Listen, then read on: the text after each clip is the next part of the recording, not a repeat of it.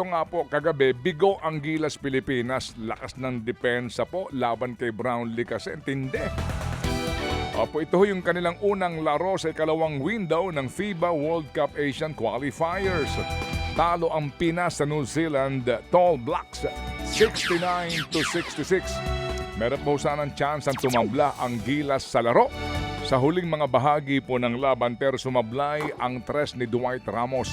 Tablahong natapos ang first half pero umalat ang opensa ng mga Pinoy pagpasok ng third quarter. Bagamat nakahabol sa huling yugto, hindi ito sumapat para makumpleto po ang comeback.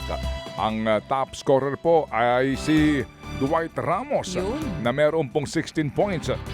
At ito ho naman pong ating ding naturalized player na si Justin Brownlee ay 4 puntos lang na iambag. Kasi nga, ang tindi po ng kanilang defense, napaghandaan si Brownlee dito.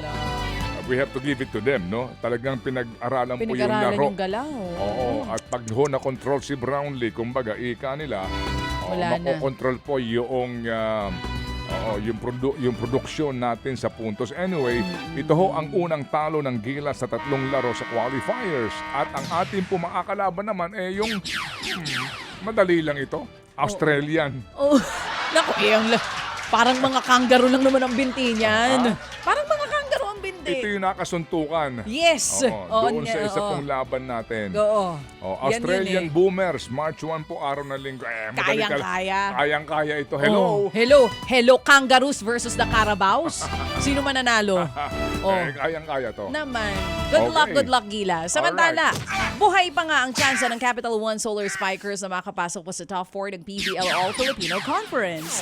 Yan ay matapos ang kanilang 5-set win kontra po sa Farm Fresh Foxies. Final score, 26-24, 20-25, 28-26, 20-25 at 15-11. Binasag ng Capital One ang 10-all na tabla sa ikalimang set matapos pong ma-score ang 5 sa sumunod na 6 na puntos ng laro. Gumawa ng 23 puntos si Star Bella Belen para sa Solar Spikers habang nakatulong naman niya si Sid Niegos na mayroong 20 puntos. Umakyat sa 3-3 ang record ng Capital One habang 2-3 ang Foxies. 5 sets din po naman ang kinakailangan po ng Choco Mucho Flying Titans para nga maputol ang 3-game losing streak sa PBL. Nakumpleto po ng Titans ang comeback kontra sa Galleries Towers High Risers. Sa final score, 26-24, 20-25, 22-25, 25-13, and 15-12.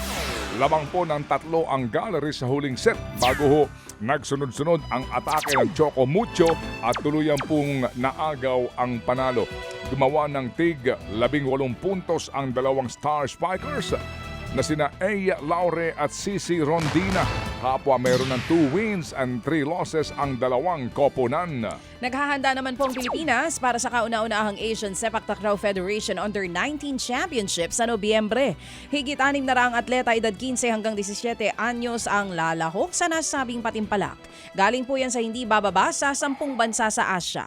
Ayon sa Philippine Sepak Takraw Association Incorporated, gagamitin din nila ang torneo para makascout ng talent sa mga Pinoy na sasali. Nakikipagtulungan na raw ang PSTI sa mga local club sa bansa para mabuo ang national team na sasali sa kompetisyon.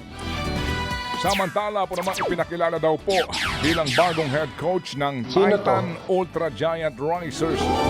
Papalitan niya si John Del Cardel na naging coach ng Titan ng isang conference. Dati na rin pong naging coach ng ilang college team. Ano ang kanyang kompletong pangalan? Dito sa ating script ay si Bajar lamang. Alright, Bahar ba ito? Renzi Bajar o Bahar. Tatangkain niya pong ibahin ang takbo ng kampanya ng Titan ngayong pong season na 4 lamang sa 11 laro ang naipanalo nitong Philippine Cup. Pinakamalaking pagbabago po sa lineup ng Giant Risers ang pagkawala ng top scorer po na si Calvin Abueva na i-trade naman po sa Converge ngayong buwan. Mga kapatid, brothers and sisters, saan ka pa? Dito na tayo sa totoo. Dito na tayo sa True FM. Mga kapatid, mag-subscribe and follow po kayo sa social media accounts ng True Network PH. Yan po kami. Hanapin nyo lang True Network PH, Facebook, Instagram, YouTube, TikTok, and podcast. Mapa Apple or Spotify man yan, mahahanap nyo kami. Lahat ng mga napapanood at napapakinggan nyo po sa programa, nasa social media accounts namin yan. So, paano mga kapatid? See you sa social media! Ito tayo.